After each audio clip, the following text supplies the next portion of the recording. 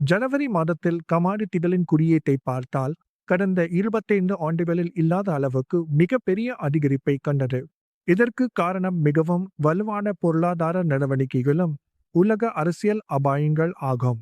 எனவே வரிகள் குறித்த நிச்சயமற்ற தன்மை ஓரளவு தணிந்து வரும் அதே வேளையில் ஜனவரி மாதம் கிரீன்லாந்து தொடர்பாக அமெரிக்காவிற்கும் ஐரோப்பிய நாடுகளுக்கும் இடையே பெரும் கருத்து வேறுபாடுகளையும் பதட்டங்களையும் கண்டது.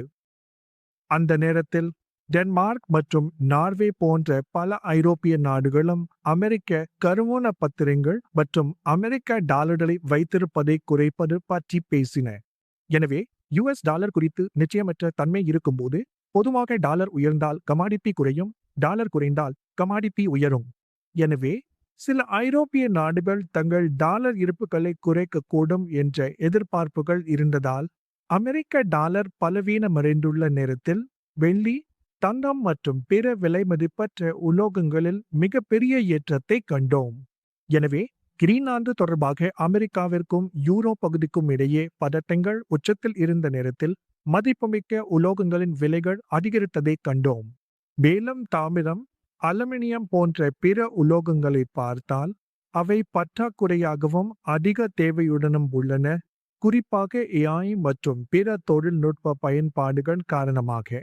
மொத்தத்தில் கமாடிட்டி சுழற்சிகள் இப்போது மிகவும் நன்றாக செயல்படுகின்றன. எரிசக்தி துறையை பார்த்தால் அமெரிக்காவிற்கும் ஈரானுக்கும் இடையே ஒரு பெரிய மோதல் ஏற்படக்கூடும் என்ற கவலையும் இருந்தது. ஏனெனில் அமெரிக்கா தனது போர்க்கப்பல்களை ஈரானுக்கு அனுப்பியிருந்தது. இதன் காரணமாக எண்ணெய் விலைகளும் அதிகரித்துள்ளன. கூடுதலாக ஐரோப்பாவில் வானிலை முறைகளை பார்த்தால் அது மிகவும் குளிரான குளிர்காலமாகவும் வெப்பநிலை மிகவும் குறைவாகவும் இருந்தது.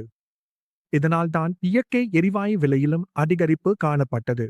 உண்மையில் இன்றைய பங்குகளை பார்த்தால் ஐரோப்பாவில் இயற்கை எரிவாயு இருப்பு இன்னும் குறைவாகவே உள்ளது மற்றும் விலைகள் தொடர்ந்து அதிகரித்து வருகின்றன. இதனால் தான் விலை மதிப்புள்ள உலோகங்கள், தொழில்துறை உலோகங்கள் மற்றும் எரிசக்தி உள்ளிட்ட அனைத்து பொருட்களிலும் மிகப்பெரிய ஏற்றத்தை கண்டிருக்கிறோம். ஆனால் உலோகங்கள் மற்றும் எரிசக்தி விலைகள் தொடர்ந்து உயர்ந்து கொண்டிருக்கும் போது உணவு விலைகள் தொடர்ந்து குறைந்து கொண்டே இருக்கின்றன. நீங்கள் வலது புறத்தில் உள்ள ஐநா உணவு விலை குறியீட்டை பார்த்தால் அது தொடர்ந்து குறைவை காட்டுகிறது. அதாவது உணவு விலை குறியீடு 5வது முறையாக தொடர்ந்து குறைந்துள்ளது. தானியங்கள் மற்றும் தாவர எண்ணெய் விலைகள் உயர்ந்து வருவதால் ஏற்பட்ட தாக்கத்தை சமநிலைப்படுத்த பால் பொருட்கள், சர்க்கரை மற்றும் இறைச்சி ஆகியவற்றின் விலைகள் வீழ்ச்சியடைந்ததை கண்டோம். இந்தியாவை பொறுத்தவரை நாம் நிறைய தாவர எண்ணெயை இறக்குமதி செய்வதால் அதன் விலைகளை தொடர்ந்து கண்காணிப்பது மிகவும் முக்கியமாகும். ஆனால் இதுவரை அனைத்தும் முழு கட்டுப்பாட்டில் உள்ளது. நமது பணவீக்க விகிதம் இன்னும் மிதமாகவே உள்ளது. மியூச்சுவல் ஃபண்ட் முதலீடு சந்தை அபாயங்களுக்கு உட்பட்டது. திட்டம் சார்ந்த ஆவணங்களை கவனமாக படிக்கவும்.